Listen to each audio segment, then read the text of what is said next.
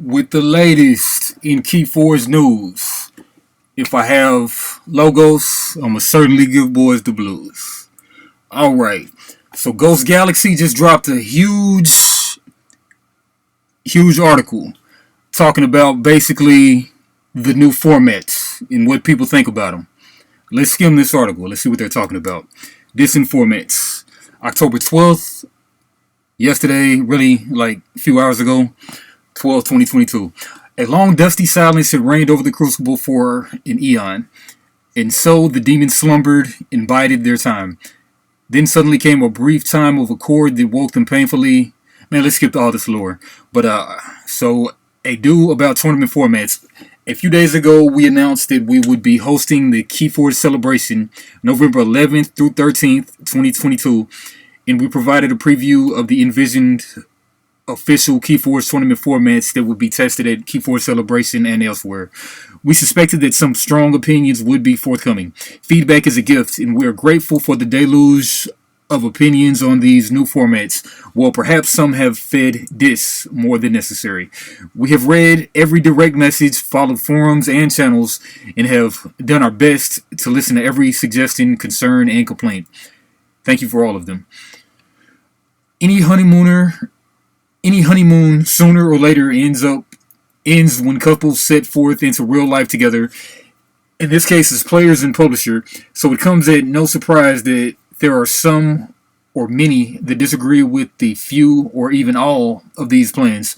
While we had anticipated making course corrections after KeyForge Celebration, the volume of content and work provided by many players have allowed us to make some changes already, which we'll outline below. This is a good thing, as it will make testing over the next few months more meaningful. A few points to bear emphasizing. As described in the announcement, these formats are preliminary, being tested, and feedback will be taken. It has always been the plan to adjust final formats to reasonable findings. We expect that final formats for the 2023 tournament season will be set around mid-December 2022. Yeah, I'm going to start skimming at this point. As mentioned in the announcement above and beyond the simple outlines of the format structure provided, the formats will be regulated by the KeyForge Tournament Guidelines, a set of documents that we're still working on. Some of the concerns and questions raised will be solved by the content and rules provided in these tournament guidelines. We will spoil some of these items below. These new formats are of official, meaning relatively few sanctioned tournaments at Ghost Galaxy will be... It's kind of hard to skim this stuff. It's kind of dense.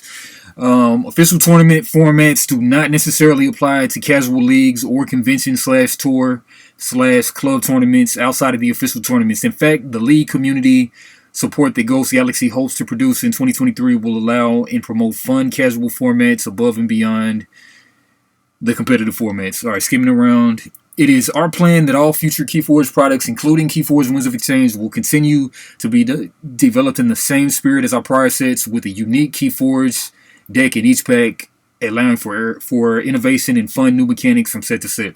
So, not as soul forged as some may think. Before getting into tournament structures, let us take a step back to review the big picture. The big picture. The nature of KeyForge is for computer software to create and render a unique playable deck via an algorithm created and continually adjusted by game developers according to their intent. The ideal output is a varied and fun series of 100% unique decks, each functional and playable right out of the pack. And upon initial development, this was a hugely innovative concept, one very difficult to deliver, and none could anticipate how a customer would accept such a premise, much less whether it would be successful. Skimming.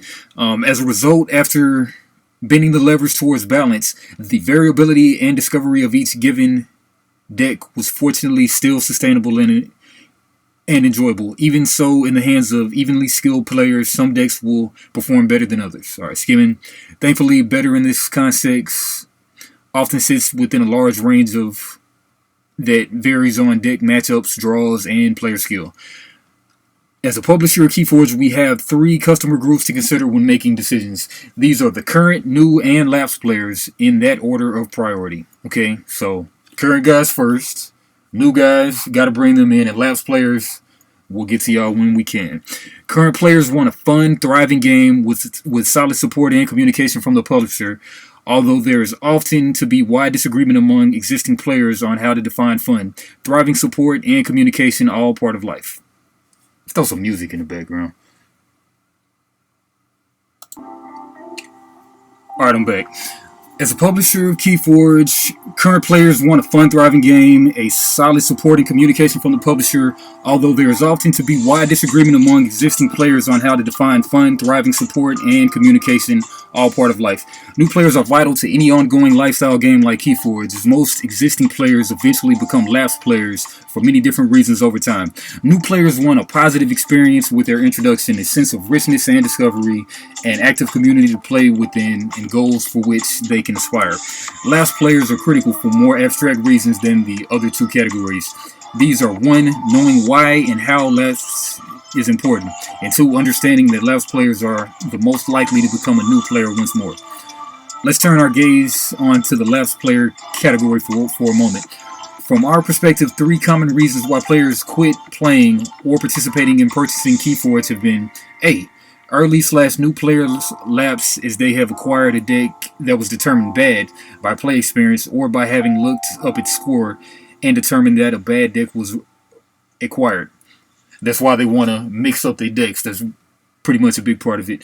And B, experienced players may lapse as the fun of KeyForge diminishes as a player's collection grew. That new decks do not create a sense of collection, that sense that the collection grows more valuable, but instead that each new deck simply relegates another to never being played again. That's a point. That's a good point.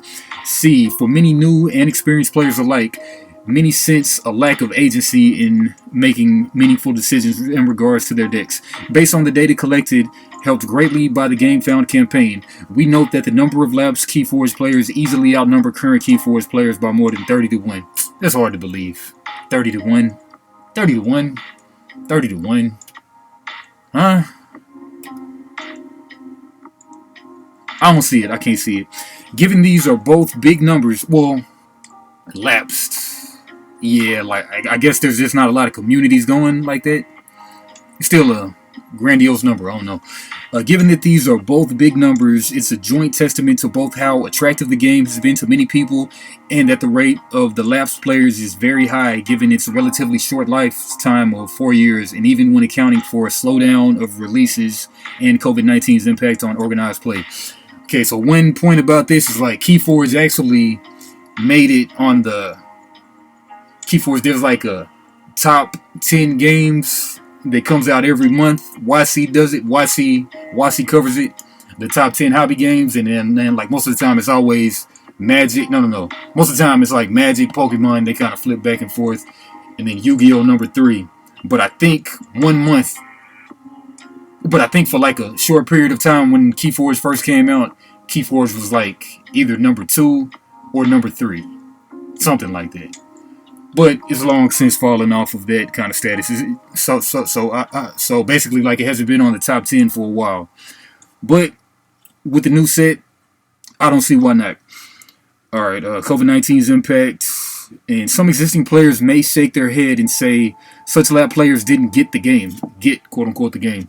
While this may be true to some degree, a larger group of happy KeyForge players is a healthier group of KeyForge players. It certainly is worth asking, can we adjust both perception and practicality of these very real negative experiences by former players going forward? All right, we're on about 10 minutes, about halfway through. Call of the Alliances.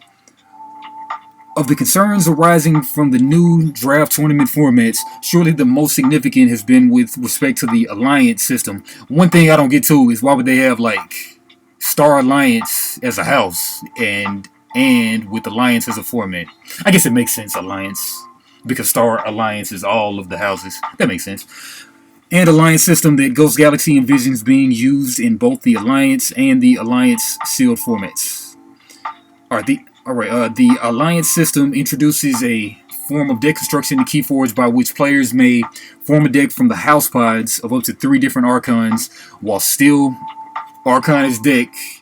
House pod is one of the 3 houses in a deck, while still maintaining a deck of 3 different houses. We find this new format to be exciting, meaningful, and important because it solves some of the most common reasons for players leaving the game, as described above, in that, okay, one, when a deck may be considered a bad one, it may still have one or more great house pods when combined with others form a player's collection. So that'll help get new players in. That'll also appease the retailers too, because they can sell more products. Even if the deck might suck as a whole, you might get a good house or two out of the deck, any given deck.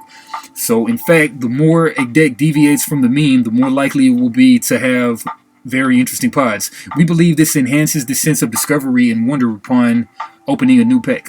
Given the combinatorial effects of pods joining other pods, it's more difficult to pigeonhole a deck into a single score, as the opportunities of its 3 pods are vastly more contextual and will evolve as more decks are discovered. So you can kind of throw SAS out of the window, but I wouldn't honestly be too quick to throw SAS out the window. But maybe with Alliance though, as every new deck purchased may have new interesting combinations with the decks of a player's existing collection. Each new deck makes collections more valuable and exciting. I gave away a bunch of low sasses, but in my mind, they're still low sasses. For those that enjoy more agency in the expression of their deck choice, Alliance provides such. It's worth emphasizing that the point that every single KeyForge deck ever made is compatible with the Alliance format. In other words, a player may participate in an Alliance tournament with any normal Archon deck, even one just pulled out of a new pack. Great point. Like, it'll help get new players in, you would think. Okay, given the variability of 12 card house pods, especially when accounting for enhancements, Alliance decks will still feature vast variety and uniqueness. In fact, after running a data model on the millions and millions of decks made for KeyForge thus far, this data was in the Master Vault and thankfully not lost to ransomware. We found that less than 100 Alliance matchups could be identical. And this is not accounting for enhancements, data for which was not retained by Fantasy Flight Games. As such, the chances that you would see two identical Alliance decks in a given tournament are vanishingly low. Further, it should be noted, warning, spoilers from the tournament rules and guidelines ahead, that Alliance decks will also be subject to a restricted list, okay, like Magic. A short list of cards of which only one by card name may be in a given Alliance deck in an identified maximum number of copies. In other words, if an Alliance deck contains 2 different cards on a restricted list, one or more copies of a restricted card than allowed, then such deck is not legal for Alliance play. Okay, so getting out all of the degenerate combos, I like it.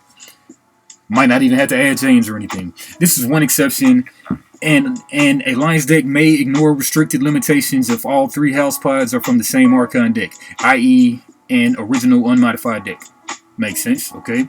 During the last few days, we've had a very productive conversation with a great deal of players and playtesters, and their excellent feedback has allowed us to make a few adjustments to the Alliance format, which you may see at the end of this article. Wrath of the Archons. Man, this thing is long. Wrath of the Archons. Some players have voiced concerns that the inclusion of the Alliance format is somewhat, okay, new word to me, anathema to the spirit of the game. Contrary. That future game releases would be negatively affected.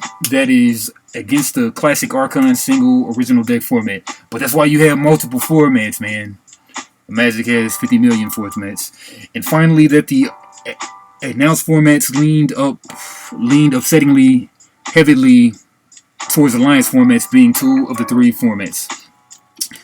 Given its backward compatibility, the seamless inclusion of any deck type, constructed or not, the preservation of enormous variability and near 100% uniqueness, not to speak of the fact that the game is identical, it seems incorrect to state that the Alliance format is not in the spirit of the game. I mean, you can't tell that to these people. But it is a format that will be fun for many, will have a positive influence on every deck bought, and enriches the possibility of every deck in a player's collection. Further, given the variable nature of the house pods, it is not a format that is able to be net decked, and so will preserve the very sense of deck uniqueness inherent to KeyForge. Compared to other games, it is also very constructed light, with only 3 choices of what to include. Yeah, like there was a Star Wars game, Star Wars LCG game, where you gotta like take pods of cards, but I think a deck consisted of like a 9 or 10 pods, so way less than this. As for future product development, as mentioned, the comments above, there are no plans to make the Alliance format determine how future KeyForge is made. After Winds of Exchange, we will publish grim reminders and have every intention of continuing the core principle of KeyForge, that every deck is unique and playable directly out of the pack. The Alliance format should have no impact on the game development other than with KeyForge adventures. Cool. All that being said, it's our intention for the Archon format to be as viable and strong as ever. From the large amount of feedback, we agreed that the optics of the tournament formats did not support this objective and disappointed many for whom Archon embodies the game. While we believe that the proposed Triad Archon format would make for the most interesting environment, we certainly have been swayed by those calling for the simplicity and classic nature of a pure single-deck Archon format. The same arguments have been made for the sealed formats, where we had proposed only a sealed Alliance format. With all of this in mind, we've made some adjustments to the preliminary tournament formats that we will be testing in the months to come. Alright, but what about for many, one of the strengths of KeyForge is the large variability of possible formats. Given this, a number of alternative options may seem obvious on the surface. One may ask, why not solve the bad deck problem with other formats and structure, such as establishing handicap structures like the former meta chains, or use adaptive formats in which players play each other's decks, or encourage virgin tournaments only for decks that have never won before, and etc. While it's true that the KeyForge is a richer game for all these formats being possible, it does not solve the core issues of the most lapsed players described above. And solving a problem by creating substantial complexity is not ideal.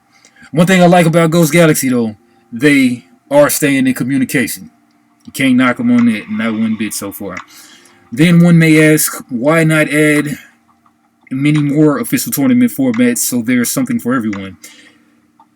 At its essence, organized play is the concept of arranging a gathering of players by which players may meet with the shared expectation of playing the same game, and it's a method for connecting people over a shared experience, and the more connections made, the healthier the game and community.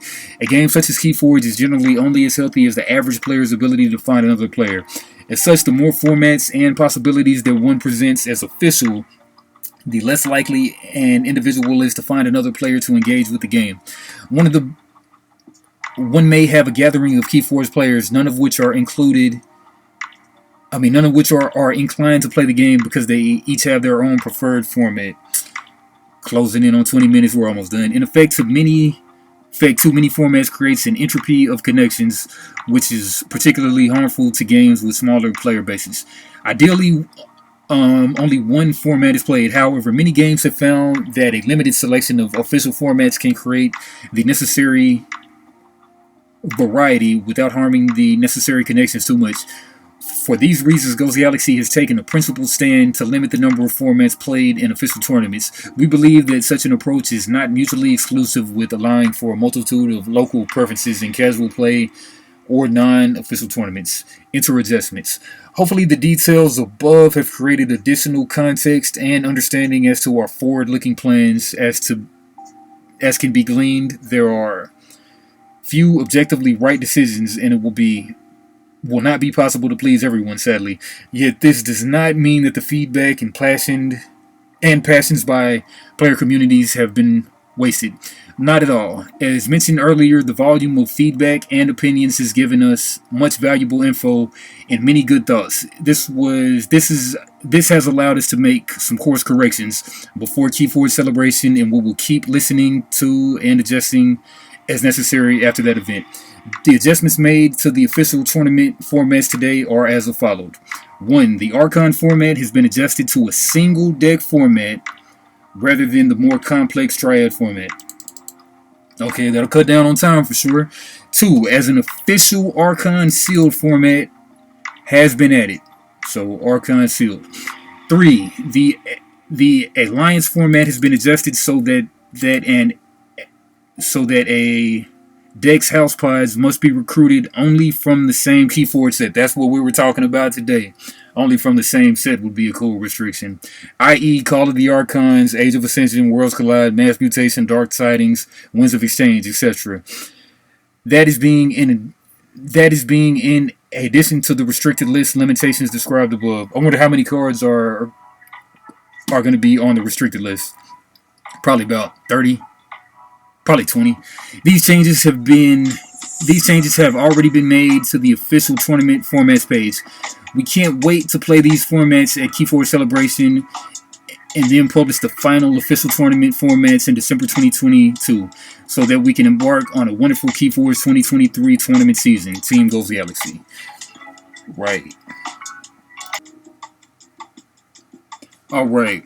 And taking a look at the official KeyForge tournaments page, it says these competitive formats were changed yesterday, October 12th, 2022, as the original posting on October 8th, 2022. These formats are not in lieu of support for casual play that Ghost Galaxy intends to start providing in 2023. All official tournament formats are subject to change, and provided in probably December 2022. And official KeyForge tournament formats. So Ghost Galaxy intends to support 4 official formats of tournament play: Archon, Alliance, and Sealed. Note, while some of these names shared with prior formats, the actual mechanics may differ as provided below. And alongside official tournaments, a second Amber Constellation tournament will be held. Details of the second Amber tournament found below. So Archon Sealed, that's a kind of a new one. Archon Standard and Alliance Standard. Okay, they got rid of one of those joints. And second Amber. Yep, so those are the formats. And we cannot forget. Never forget the KeyForge points and achievement system. I'm not going to let you forget the KeyForge points and achievements format. Check it out. Good format for best of 1 games. If you get tired of getting screwed by the clock. But pretty much we went over it all. What I think, they address what the people are talking about. Let's give it a try. More formats, they're probably not going to hurt. And then if you don't like them, just play regular standard format. But anyway, that's a 23-minute video. I'll let y'all go. And